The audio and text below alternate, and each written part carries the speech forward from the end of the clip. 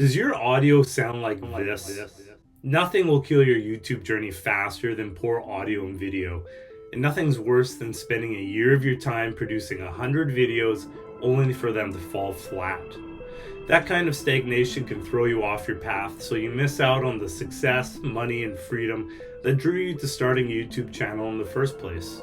Today, I'm going to show you the steps that I'm about to take to massively improve my audio quality. And at the end, we'll see if it helped. Are you ready?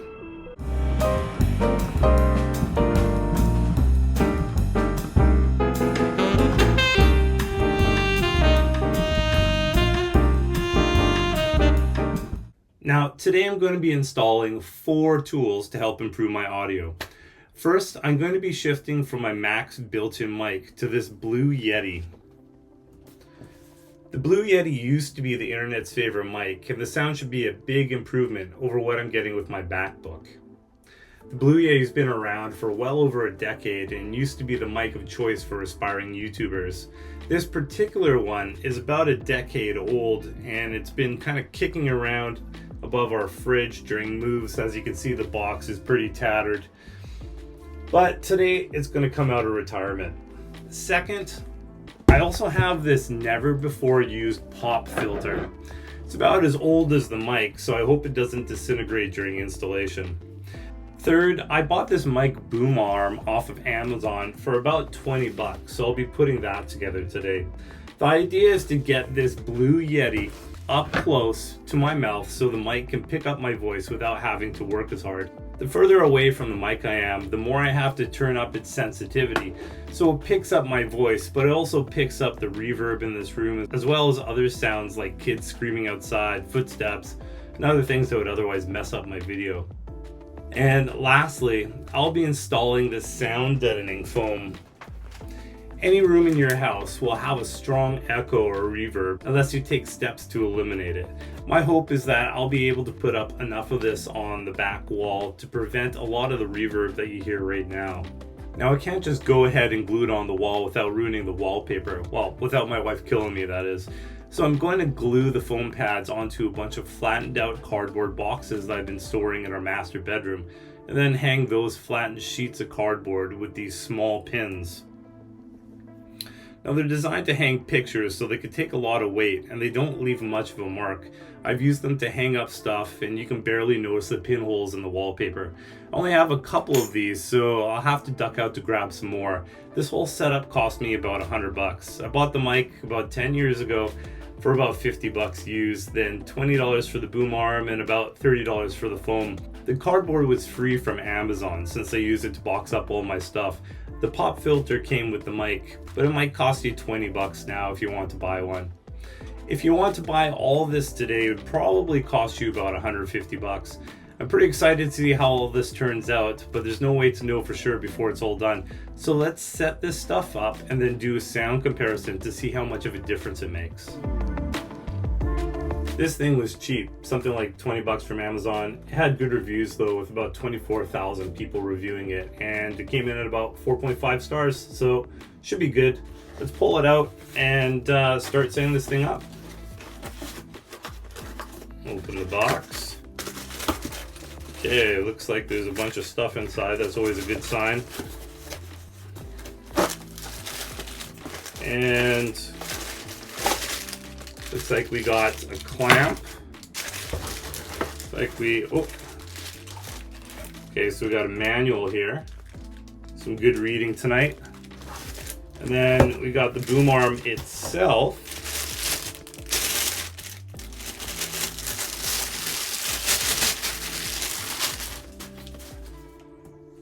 Oh, it looks pretty good.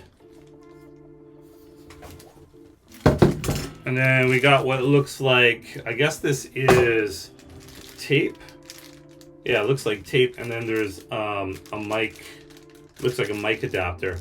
Okay, so this is a special kind of tape.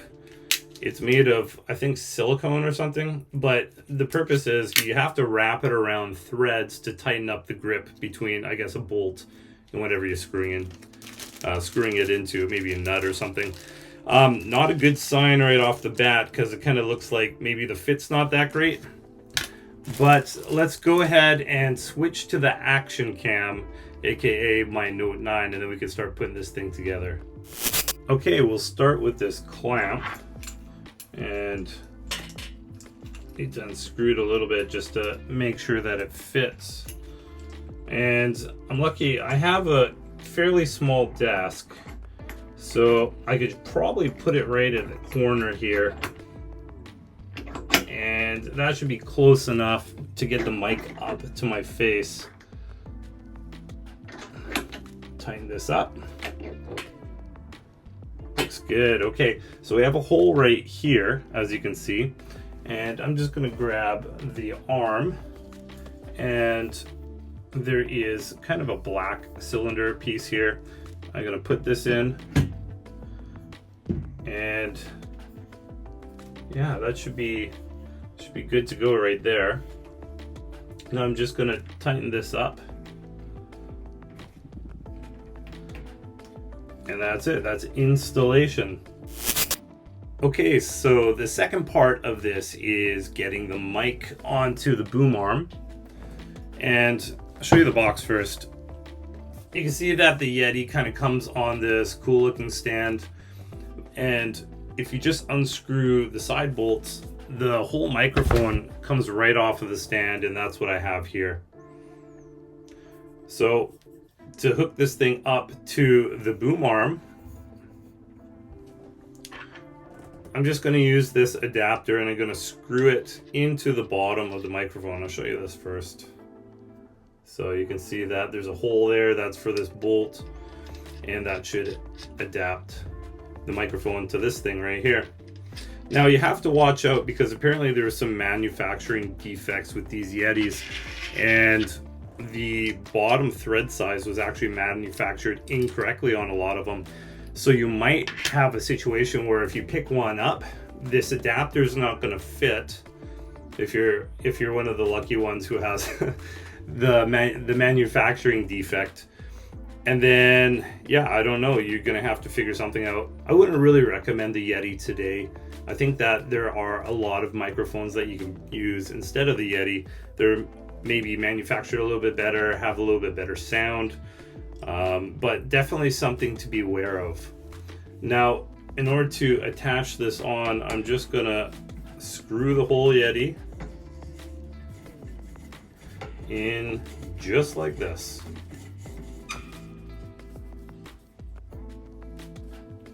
That's it. Glad I didn't drop it. Now I can just kind of move the boom arm around and try to get this fairly close to where I'm going to talk. So I want this about 2 fists away, which is about where it is now. As you can see, it just kind of protrudes up a little bit into the screen. Not sure if it's still focusing on my face. Hopefully not on the Yeti. Okay, good. So yeah, this is about where I want it in shot.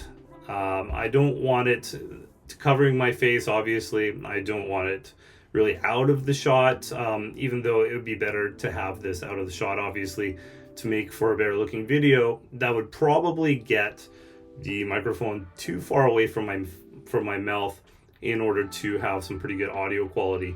Now, some people apparently do this. So they set up the boom arm somewhere, and then they hang the mic right above their head, just out of the picture so you can't see it. But that requires a big crop, so they have to come in like this and talk to the camera, and then hang this thing right above their head so nobody sees it. I don't really care about that. I don't care if you know I'm using a mic or not. I think most people know that if you're doing a professional YouTube channel, you have to have a mic. Either it's going to be a clip-on, or it's going to be, I don't know, one of these things. And I think that, you know, if I place it right here, nobody's going to care. Now, we have to hook this thing up, and in order to do that, I gotta use this cable. Now, this is the Blue Yeti microphone cable. Again, 10 years old, super long. I'm not sure how many meters this is, probably 100 by the looks of it. But in order to get this mic active, I just plug it in the bottom. This is a micro USB, so it's not a USB, I think 2A, something like that. I don't know. It's a micro USB, not a USB-C that you would get with your phone or a phone charger or something like that. And it plugs into the bottom, and then I just have to wrap this cord around the mic arm so everything kind of stays together, and then plug it into my computer. Now I'm going to do that now, and I'll be back in a second. And we're live. All right, so I'm kind of curious how it sounds. How does it sound to you? I'm going to place this mic just under my chin, and I'm going to put it 2 fists away. And that's what it sounds like with the mic. So not using the Mac audio at all. I disabled that, and we are now just using the mic. So I don't know. I think this is going to be a massive sound upgrade just using the mic alone. Obviously, there's no pop filter on this yet. And I think we're probably still getting a little bit of reverb from the wall back there. But overall, you know, getting this mic close to my face, turning down the gain, which is right here, all the way down, allows me to cut out a lot of that reverb. And yeah, the sound should be a lot cleaner, a lot more present, a lot less echoey. And it was really a cinch to set up. You saw me set it up, one clamp, put the little cylinder in, extend the arm, screw it in, hook up the mic to the computer. I'm recording on OSB so I can monitor everything. And yeah, seems to be working pretty fine. Now the real work begins. I'm gonna have to glue those foam pads onto the cardboard sheets that I created. But before I do that, I have to rush out and get some wall pins so I can hang those sheets on the wall. Why don't you come with me? Let's go.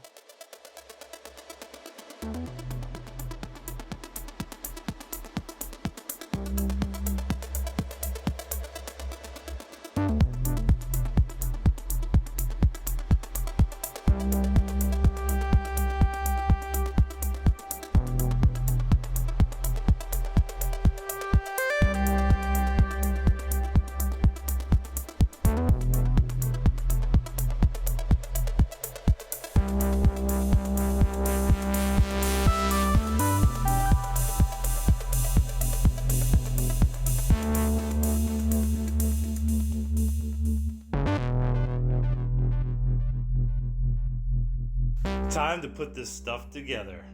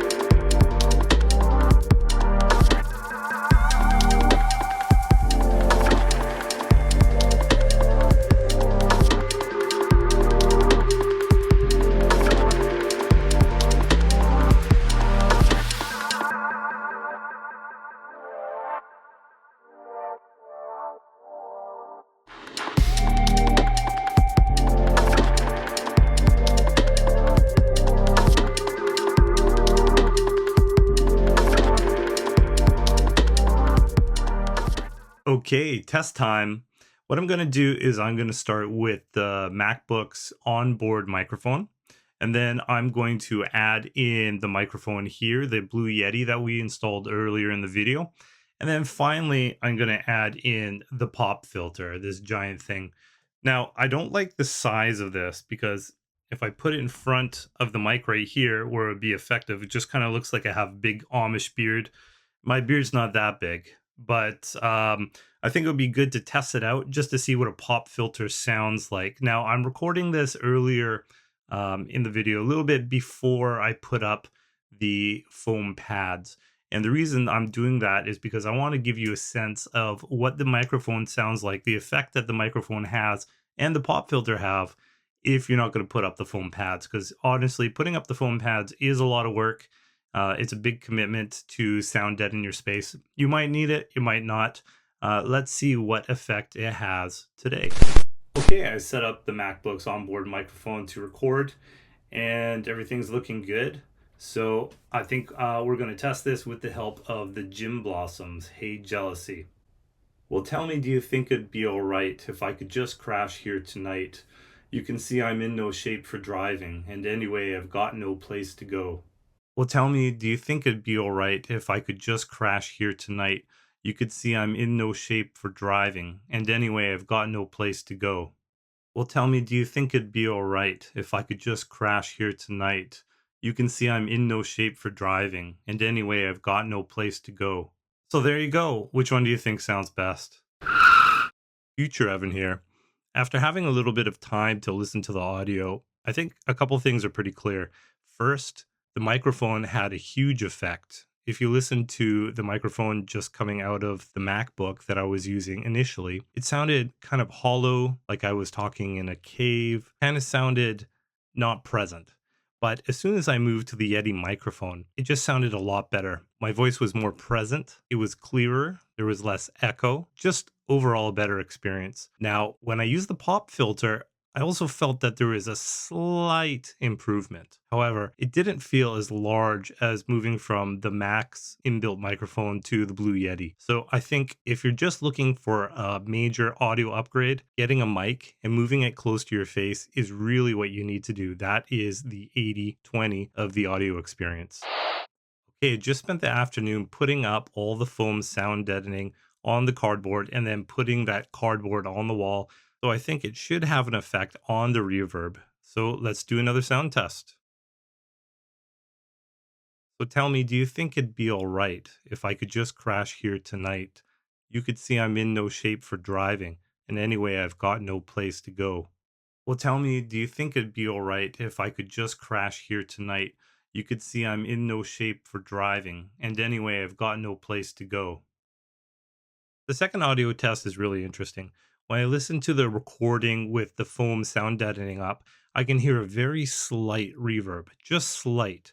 But then when I go back and I listen to the Blue Yeti without this foam padding, it's more pronounced. So yes, this foam padding, the sound deadening padding that I just put up definitely helps. And just looking at the rest of the walls here in this room, I think that if I was to put up more sound deadening in this room, it would just cut out the last bit of that reverb and the audio would be that much cleaner. However, we're looking at a very small improvement from here. So I think, again, going from just your computer or your phone, whatever mic you're using that's not a professional mic or not a dedicated mic like this, and then using a dedicated mic like this, I think that's going to be the biggest upgrade that you make, especially if you can get it close to your face.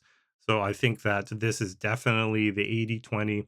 If you're looking to improve your audio and you don't want to spend a huge amount of money and time and effort, definitely get a mic, get a boom arm, move it close to your mouth. Now, from there, I think that putting up the sound deadening, making sure your place is sound deadened, probably moves it up to, 90. So you're looking at about 90% good.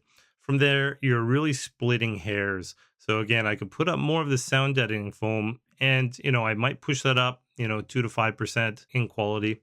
I could also get a new mic and that might have, I don't know, a 10% improvement or something like that. Overall, right now for making videos, I think this is extremely good. So I'm very happy with my audio, and I'm very happy with my video also. Now, the pairing together, both having high quality audio and video, will definitely make for some much higher quality videos. If you're looking to improve the audio or the video in your own space for your own videos, feel free to leave a comment down below, and I'll do my best to answer any questions that you might have. If you don't want to make a public comment, or you want to contact me privately to get my opinion on gear, maybe microphone or approach to sound editing in your space, feel free to email me. You can reach us at support@membersherpa.com.